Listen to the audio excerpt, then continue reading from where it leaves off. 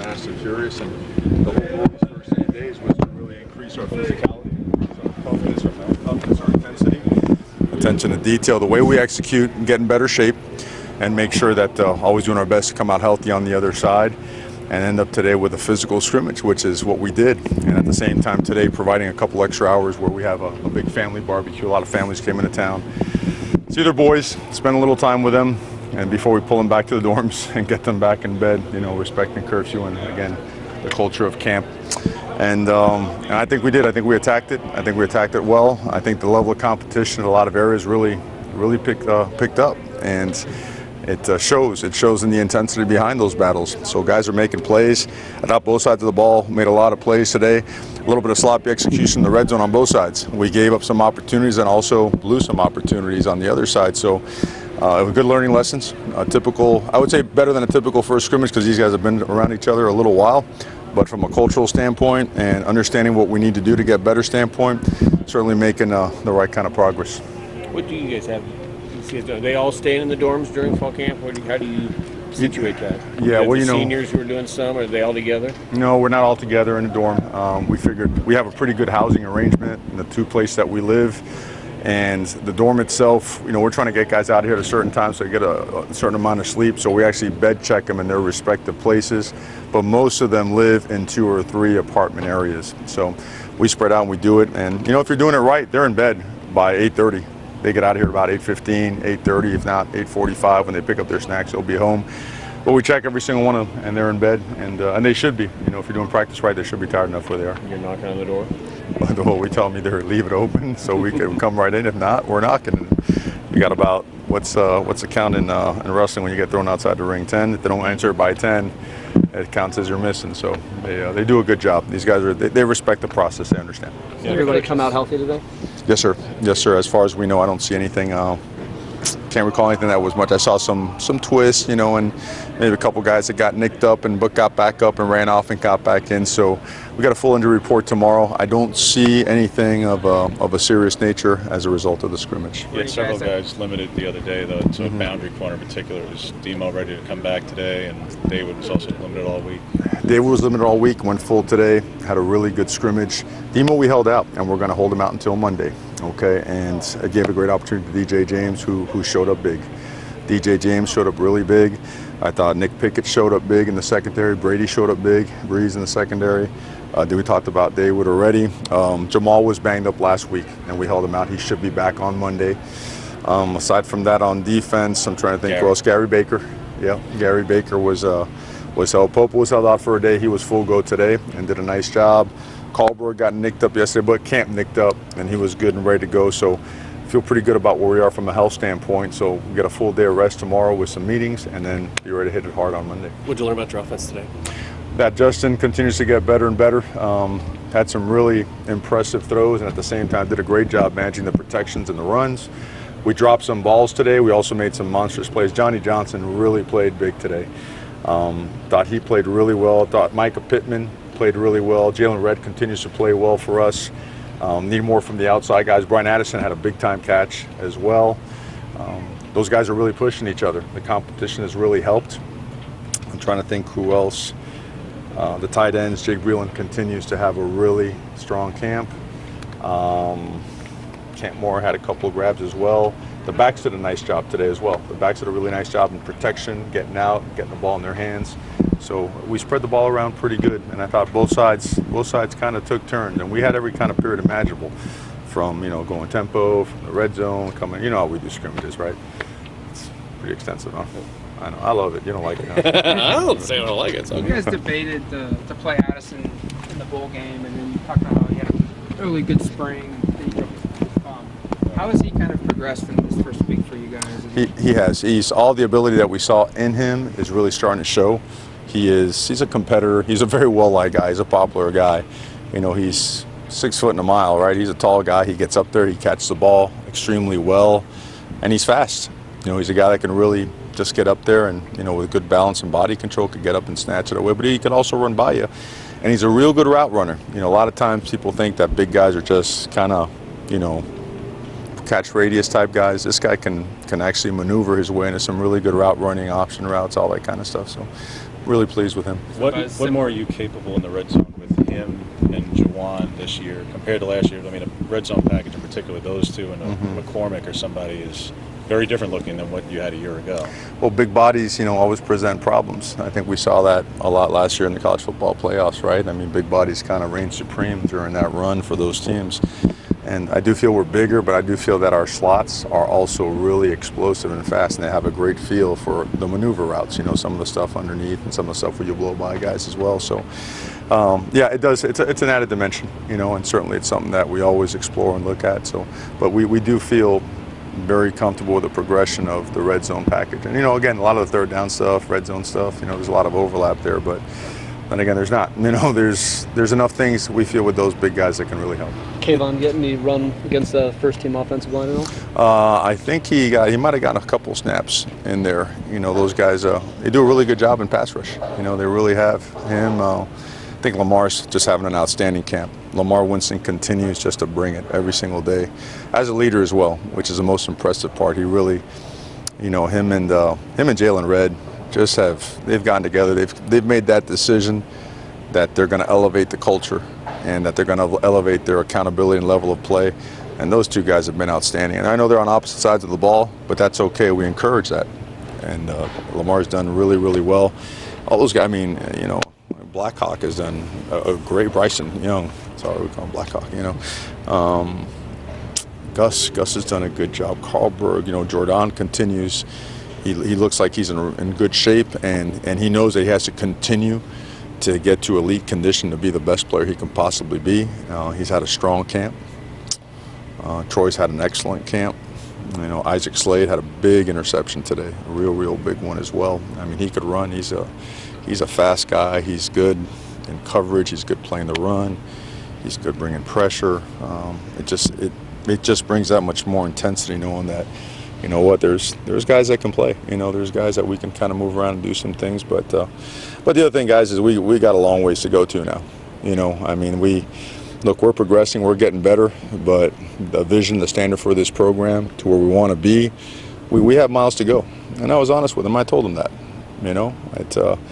To go where we want to go, to go from 9-4 and keep progressing from there. I mean, it's exponentially harder. The steps are, I guess the best way to put it, you can't get a little bit better and expect to improve when you're reaching that 9-10 game win range. It just doesn't happen because everybody's gotten that much better. It's really hard to get there. So the commitment to that is strong. The awareness of what needs to be done is real.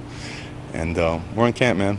We're in camp. Ladea, come up for air tonight and tomorrow morning, and then right back in the submarine, go back down. So it sounds like Kayvon still needs a little bit of work then.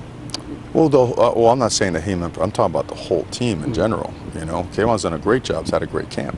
So what was your assessment of him today? Well, I'll have to watch the film. You're on the Kayvon trip, aren't you? 3 weeks. I'll watch the film. I'll call you later. 3 weeks. Add to that urge. I mean, it's 3 weeks from today is the first one. Does that become a bit of a milestone? Do these Saturdays become, hey guys, you got to kind of realize where you're at 3 weeks, 2 weeks, 1 week?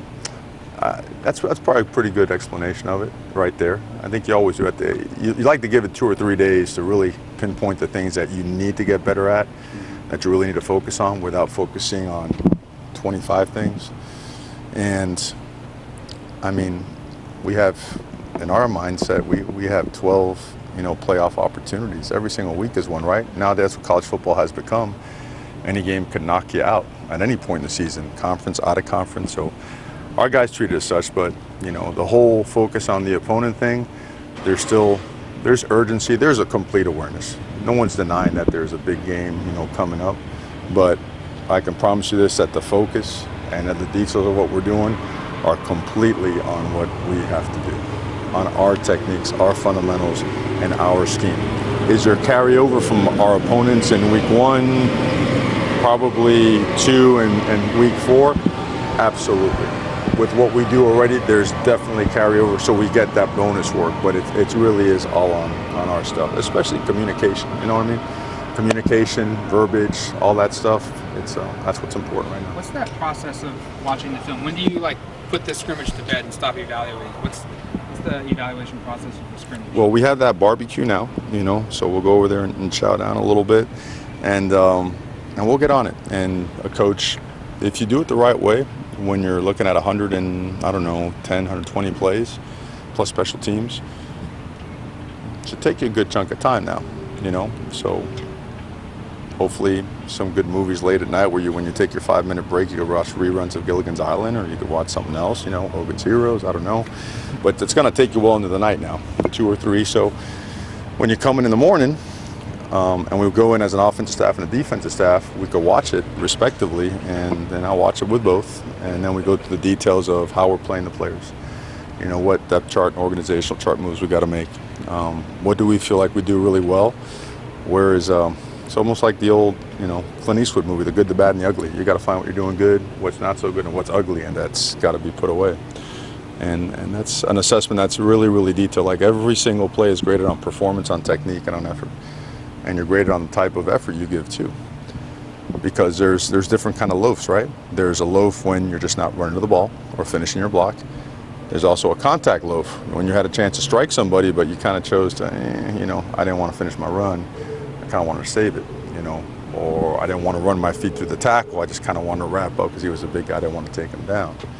Those things are assessed because those things are important. And those things are the intangibles that I'm a 100% believer will be the ultimate difference in your team's development. How often do you think you'll watch film, like 3 or 4 or 5 different times of This film, I'll watch it 3 times.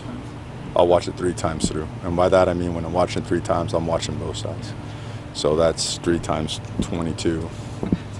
22 times exponential, that equals what? Some eyes are shot, you know. So.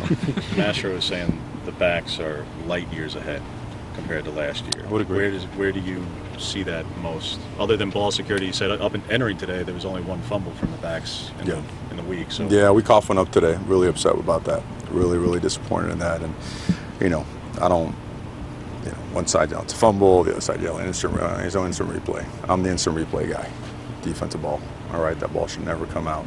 Now that being said, those guys have really honed in on technique, on fundamentals, on eye discipline, which is such a huge part of what we do.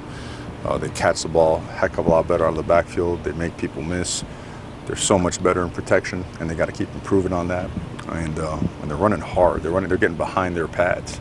You know, guys like CJ, you know, Cyrus, Travis, they have low centers of gravity. I thought Sean Dollars has had a great week of practice. Very explosive, fast, can do a lot of things with the ball in his hand. So, yeah, those guys they're trending up. They're trending up fast, and you know, the year of experience plus a year in the weight room has certainly helped them out too.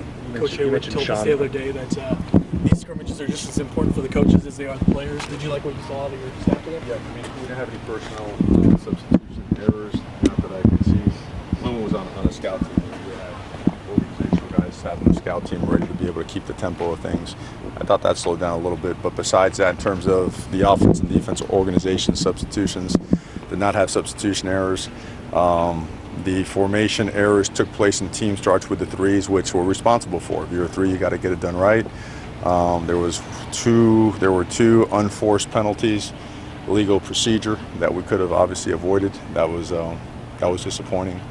And then we played some pretty clean football aside from that. You know, there was pass interference in there, someone a tough contested ball. Thought it could have gone either way. We're doing a better job with our hands inside. We're having referees just every single day. Just, you know, if it even looks fishy, just go ahead and flag it. And it's paying off. I think it's paying off. You mentioned Sean, a couple other freshmen. How do you think the newcomers handled themselves in general today? I think they did a great job. I do. I mean, I know I mentioned his name already, man, but DJ James now. The guy's playing some really good football. Mikael Wright's playing really good football. Guy to mention too is Khalif now. Khalif is, I know hasn't been mentioned a bunch. That guy's bringing it. He's playing really good football. Mace Funa is a guy that needs to be mentioned. Mace is really Keon. Keon is really playing good football up in there. So is Christian, Brandon. I mean, the list goes on. We mentioned Kayvon because we mentioned Kayvon. You know, Kayvon, Jonah. You know, Jonah is a really, really talented guy. You know, I wish he didn't miss those couple weeks of the summer because he has a lot to catch up on, but he's catching up fast. But Sean has done a good job. Patrick Herbert, you know, these are guys that are going to help. They're going to help. They're going to do a really good job. And Delgado, I want to give him some props because that guy, his ankle, he really twisted it pretty good early.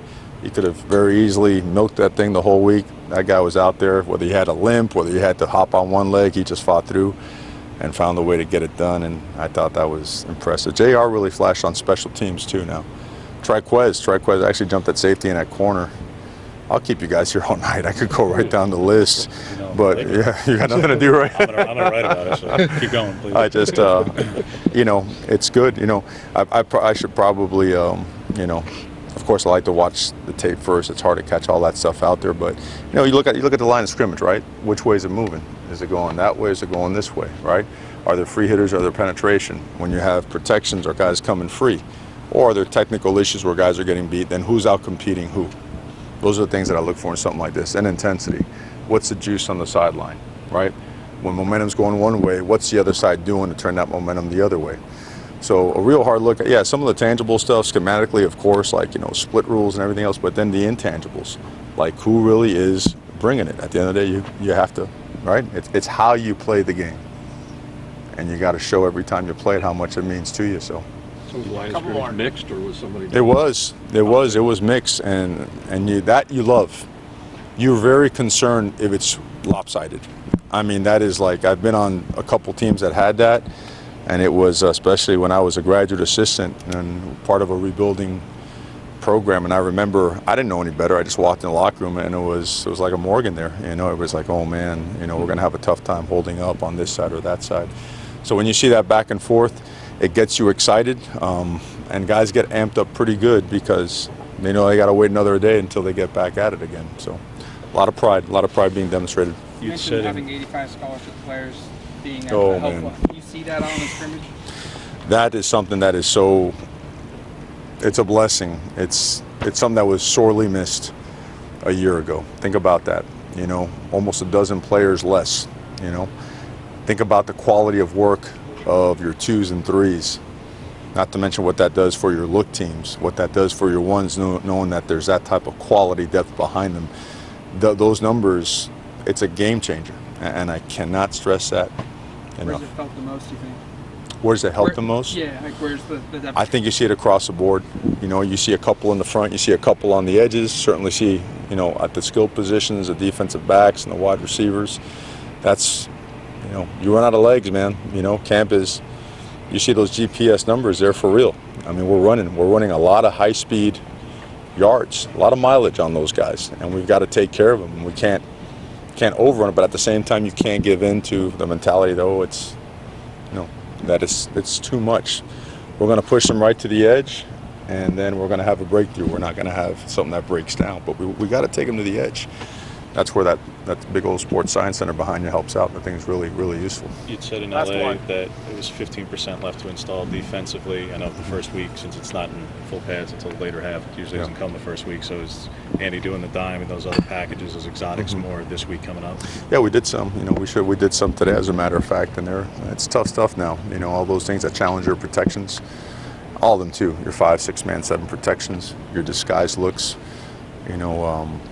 you name it. I mean, it was thrown. It was thrown today, and I think it's just about fully installed. And the good part about that is you have 3 more weeks to rep it, before you start the season. So I know that Andy and all those guys feel real good about where they are in terms of it from an install standpoint. Thanks, Coach. Thanks, guys.